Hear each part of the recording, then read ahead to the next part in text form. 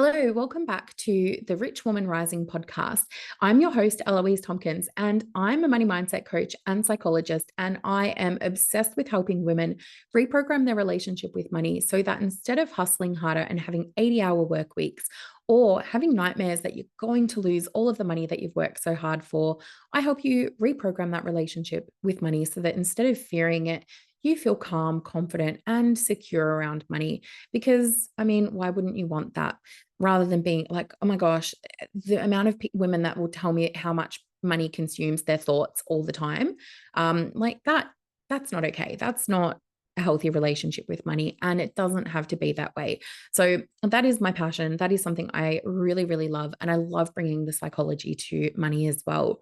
And what I want to have a chat about in today's episode is something that I love talking about. I love talking about the inner child. And the reason that I want to talk about this today is because our subconscious is responsible for 95% of the decisions that we're making day to day. 95%.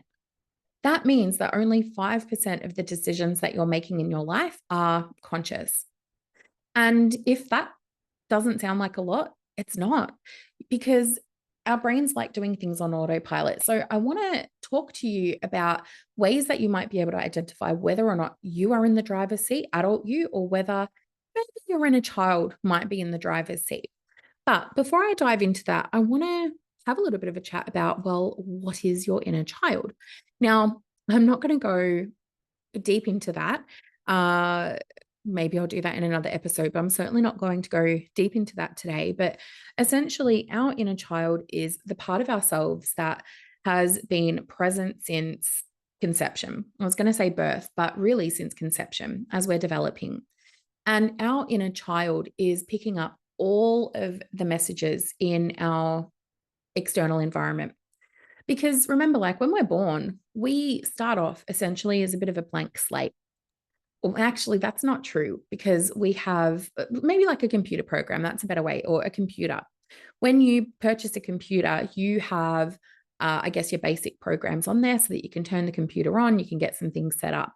It's got the basic software on there. And that's like a child. They've got their DNA, which is going to tell you how tall they will be able to grow. They're going to have DNA that tells you the eye color. They're going to have temperament, which is going to predetermine what kind of personality they're going to have. And mine definitely had a lot of neuroticism. I think when I was born, definitely more on the neurotic side. Anyway, I digress. But we're kind of born that way, right? Like we have that element to our personality. We have certain things that we know are going to happen for us in our life. And then the rest kind of comes down from our experiences, where all of the things that happen to us in our life, we start to interpret those.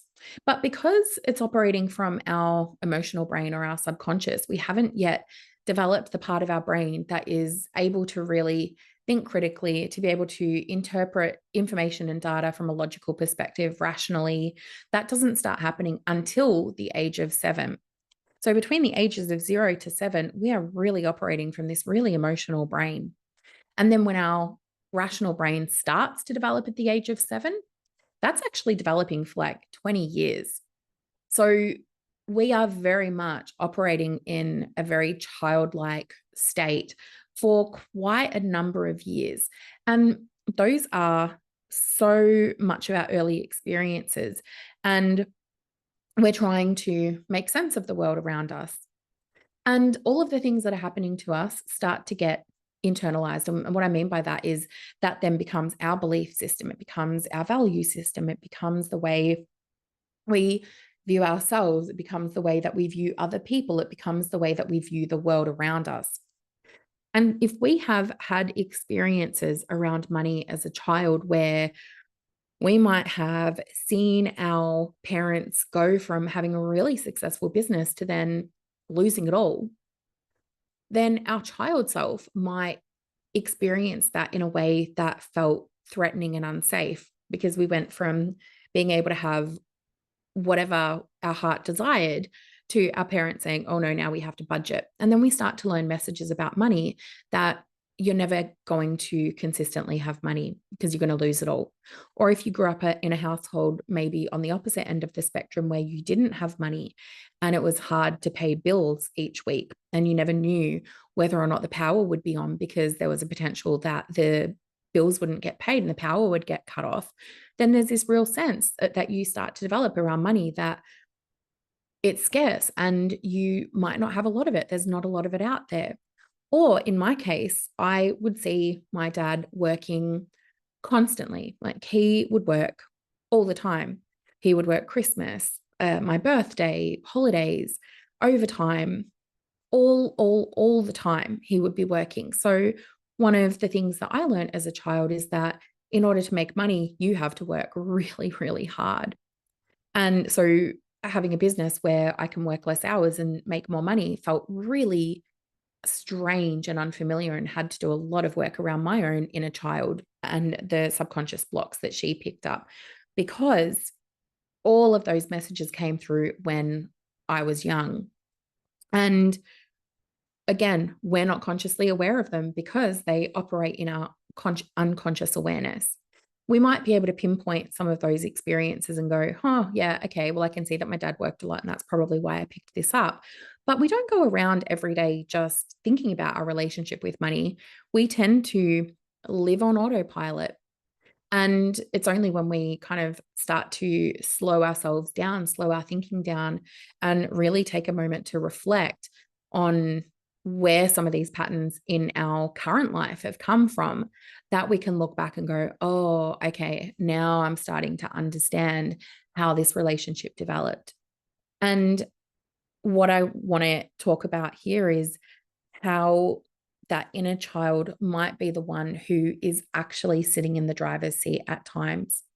Because when you are making decisions around money in either your personal life or in your business, I bet that there are times where you make a decision and then later you look back and you're like, oh my God, what the fuck was I doing? That's surely not me, not just me. And I know it's not because like I work with my clients who will also tell me the same things. They're like, oh my gosh, I just can't stop spending money. Like, even though I don't want to, I can't stop spending money. And when we unpack it, it's because that inner child is really in the driver's seat. So I'm going to talk about 5 ways that you might notice your inner child driving the bus being your financial decisions in your business, and also talk a little bit about some ways that you might be able to break free from that cycle and to nurture your inner child. Because at the end of the day, what our inner child really wants is to be seen, to be validated, to be heard, and to be understood. And oh my God, I know that sounds so wanky. However, it is the way to kind of move forward and to help our inner child heal those needs that weren't met when we were younger. Okay. Oh my goodness. I feel like I love talking about the inner child.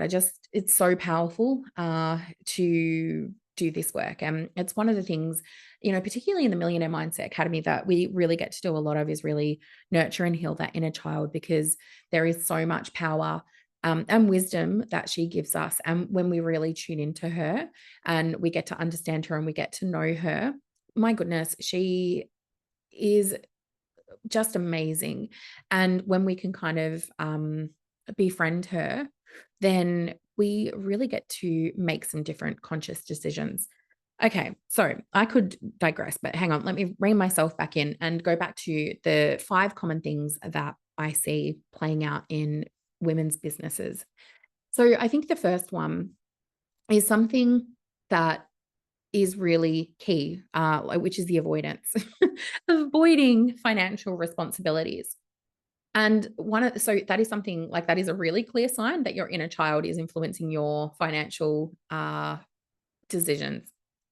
And that can often come out like procrastinating with financial tasks, like avoiding your taxes, avoiding opening invoices, avoiding paying people, or even reviewing bank statements and things like that. There's that real sense of avoiding.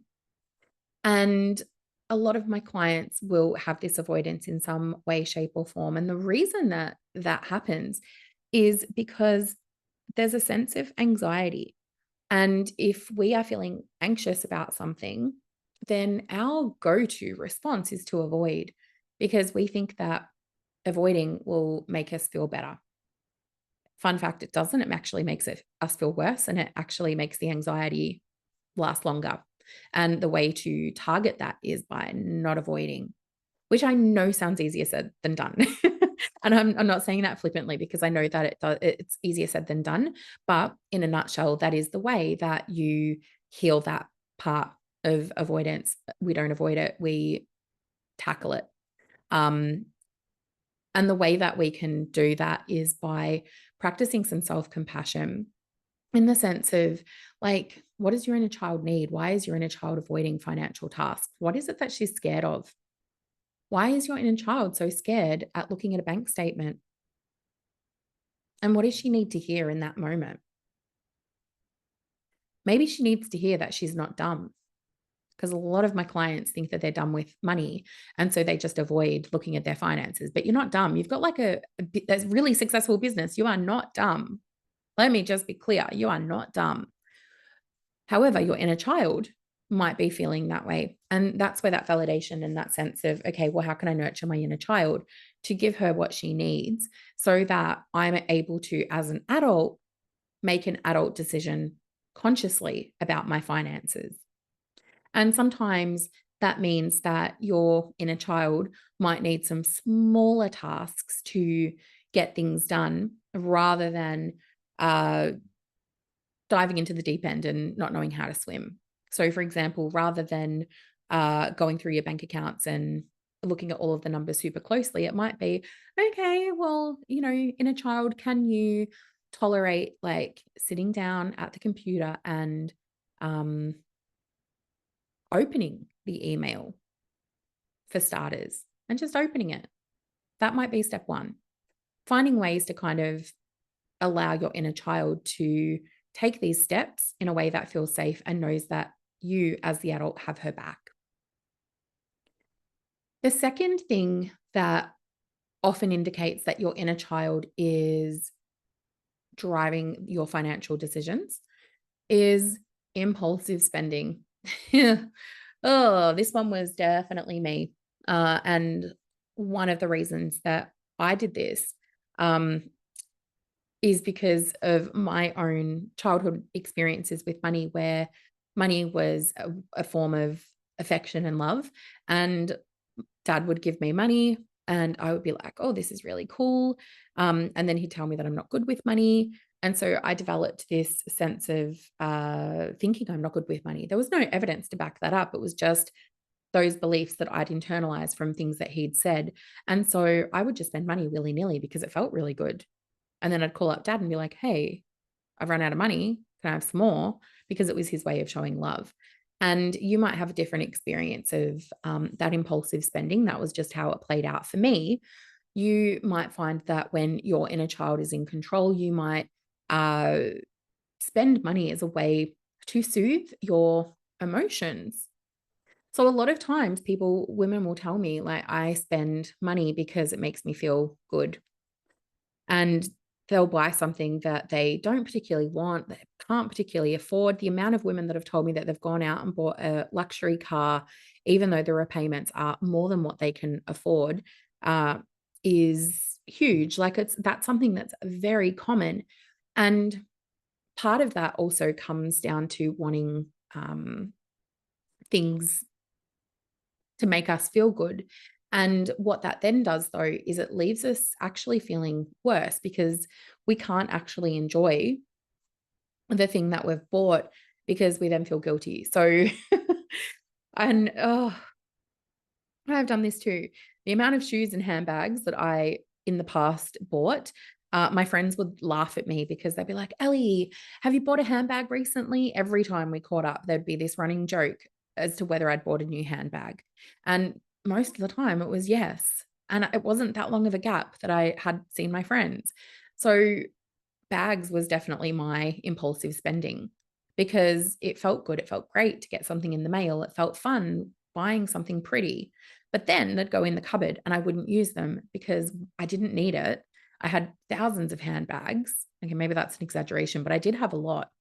And I felt guilty when I pulled them out. I'm like, oh, like I've got these handbags. Like I can't even enjoy it. Or sometimes spending can also be a bit of a rebellion against, if, in a sense, your inner child rebelling against a parental relationship. It's almost a bit like, oh, fuck you. And what I mean by that is, and I guess I did this as well. Like, I think this is something that I really relate to, is where I wasn't allowed to spend money in the way that I wanted to as a child. And my parents would tell me what, or my mum would tell me what kind of clothes I could buy. She wanted me to be really girly. That was not me, but that was kind of how I had to be. And so I wasn't allowed to spend money in the way that I wanted. So as an adult, I was like, well, I get to spend money in my way and I'm going to do it in this way. And you can even hear my voice changing as I say that, right? And I mean, that wasn't even intentional. An example of inner child coming out. So all of those things are subtle cues that if we listen to them and if we're aware of them, we can start to pinpoint, oh, okay, that's maybe my inner child is out making some decisions right now. And so to kind of tackle this and to overcome impulsive spending from that emotional perspective, it can be really helpful to put a little bit of space between our emotional response and our purchase. Because if we can give ourselves a little bit of space, then it gives our emotional brain, our subconscious, time to kind of calm down and let our rational mind kick in. Because when our emotional mind is switched on, we cannot really tap into that rational brain. It becomes really, really difficult to make rational decisions. So that was certainly something that I put into effect for myself. I'm like, okay, you're going to have 24 hours before you purchase something. And then I realized 24 hours, I would still want it. So I extended that for me 30 days, but starting with 24 hours for me was helpful. And now that I've kind of healed this money block, I find that I don't really purchase things unless I need them. And I think it can also be hard sometimes when there are other things that come into play that make us more inclined to impulsive spend. For example, when I got my ADHD diagnosis, I'm like, oh, okay, well, now I understand why I have such a dopamine hit when I spend money. So it can sometimes become not just our early experiences and our inner child, but it can also be other things like ADHD that might be fueling that as well. And then you put them together and then it just becomes this whole big bubble of impulse spending, which still leave you feeling like crap afterwards.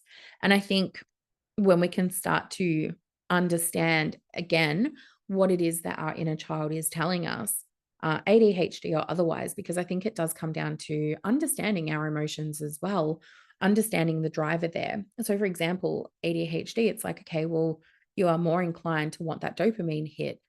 Spending will give you that dopamine hit. How can you get that dopamine hit in a way that's not going to impact your budget in the long term and that your financial goals? And what is the emotion that's driving you to want to spend to get that dopamine hit? So being able to understand what those emotions are, which for me, journaling was really helpful in being able to do that and to kind of become aware of your triggers, because when you can become aware of the triggers that lead to those behaviors, that becomes really powerful for you to then make more conscious choices and spend impulsively less. The third thing is that your inner child might have a different desire than your adult self. I love this. Oh, inner child work, so powerful. Your inner child, we've kind of already spoken about how she might like to do things impulsively or she might like to avoid financial responsibilities. Your inner child might have a very different desire for financial success because she might actually be afraid of what comes with that. There might be some responsibilities that your inner child doesn't want. An adult you is kind of like, well, I know that I have to have these responsibilities with money and managing my money if I achieve the level of success that I want. But your inner child might be like, well, I don't want that. I don't want a part of managing money. Like, that sounds really boring. I don't want to have to manage money. I just want to be fun and play and be frivolous and not have to worry about it. And it can become really conflicting because if your inner child is very strong and she hasn't been nurtured, she hasn't been validated, she hasn't been seen, and she's just driving the bus without any conscious awareness from your part, then it can be really, really difficult. And it almost uh, is this sense of self sabotage where you want a particular goal and something's holding you back. And that something is probably your inner child who has some different goals. And I think it's really interesting because it can be hard to work out why one foot is on the brake while the other is on the accelerator. And it can be really powerful to understand why that fear is there for your inner child. Because oftentimes when we have fear, it is not present day fear. It is a fear that your inner child holds. And that is why she is pulling you back from reaching your goals. So she'll be actively trying to find ways to sabotage the goals that you've set for yourself and not let you break through to that next level. And if you want to break through to that next level, then you need to nurture that inner child. You need to get to know her. You need to talk to her. You need to have conversations with her because doing that is going to be really, really helpful in understanding why you're not reaching that next level of success. This is the fourth thing that I see when your inner child is controlling the financial narrative in your business. And this is kind of similar to impulsive spending, but it's different in the sense of when your inner child is spending emotionally, it can sometimes be tied to that sense of self-worth. And so, for example, if you find yourself buying items because of the status that they'll bring you, that can be closely related to our sense of self-worth. So, for example, going back to the car that we were talking about earlier, some of my clients will buy a car impulsively because they want it. And that's kind of it. They just want it. But then some of my clients will buy the car because their friends have upgraded their cars and they need a new car and they want to fit in because they want to make sure that their friends know that they're still at that same level of success. They fit in, they belong. Or they might say yes to going out to an expensive restaurant with the girls for dinner, even though they're trying to rein back their spending because they want to invest back into their business. But the girls don't know about your financial struggles. And if you said no, then they'd start asking questions and you don't want them to know what your finances are looking like behind the scenes. So you might say yes, even though you don't want to, because you want your friends to perceive you as that wealthy, successful person. And so sometimes when your inner child is controlling the finances in that sense, it can be really because we want to be perceived as worthy and we want to fit in, we want to belong, we want to be accepted.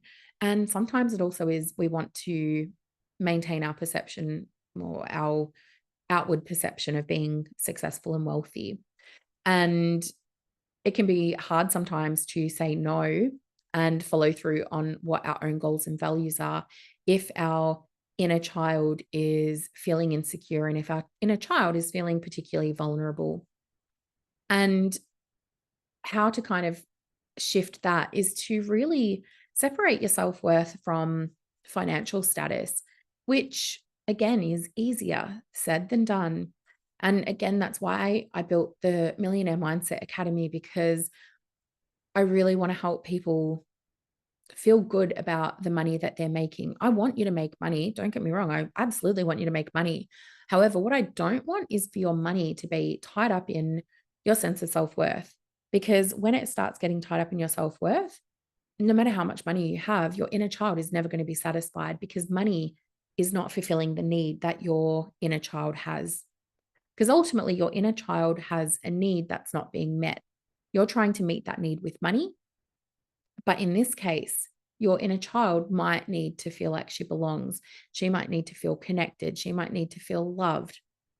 She might need to feel worthy and good enough exactly as she is, because she might have had parents who were loving in like material ways, like providing a roof over your head and providing good quality food and clothing, but weren't emotionally nurturing. And that can impact our self-worth and our self-esteem. So we then develop this sense of, well, if I spend money and if I have money, then that proves that I'm worthy because I fit in and I belong. But what we want to do is really take your self-worth away from the money that you're earning and have the money, yes, and also have the self-worth so that you can feel inherently good about yourself, regardless of your financial status. And the final one, oh, and I definitely struggle with this still myself, is your inner child finding that balance between play and responsibility. Oh, yeah, I definitely struggle with this one. Like, out of all of them, I feel like I've worked through a lot of my own blocks, but this is one that I was just talking about with someone recently. And they reminded me, Ellie, you need to make sure that you also play. And I was like, okay, thank you. So my goal for myself is to go to do a hip hop class in the next month. So you can check in on me on Instagram and see whether I've done the hip hop class. If you're listening to this episode, feel free to send me a DM and be like, hey, Ellie, I listened to the podcast. Did you go to the dance class? Because when I was a child, it was not particularly, there was not a lot of room for fun. The household that my mom had cultivated was very much, the house is clean, do not mess it up. And if you mess it up, then that is not good. There'd be a lot of tension. So it was really hard to be a kid who has a natural tendency to make a mess, also being undiagnosed ADHD at the time and not knowing why. It was hard for me to kind of pick up after myself or not make a mess. I mean, that's just normal kid behavior anyway. So my inner child learned to not have fun or not do things that were creative, or kind of put that part of myself into a little box.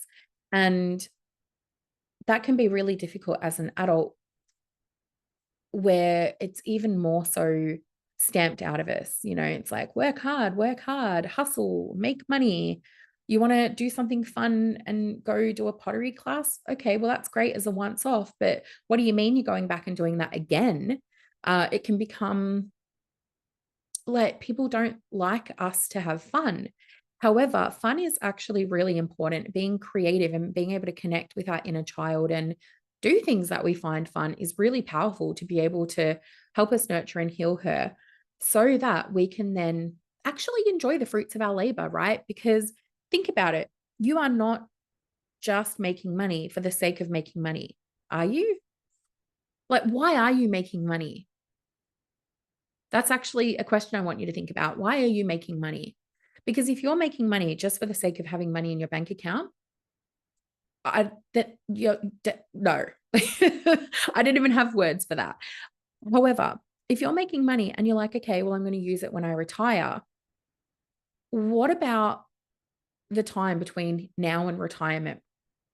Because don't you think there deserves to be joy in that as well? And if you are finding it really hard to tap into having fun, being joyful, spending a little bit of money for the pure joy of getting an outcome out of it. For example, I'm not talking about this impulsive spending, I guess more so measured, but being able to use money as a way to experience joy. For example, going on a holiday without feeling guilty about it and actually allowing yourself to put down the laptop and enjoy the holiday would be really nurturing for your inner child. And sometimes what I like talking to my clients about is thinking back to what did you enjoy when you were a kid? What kinds of activities did you enjoy? How did you have fun as a child?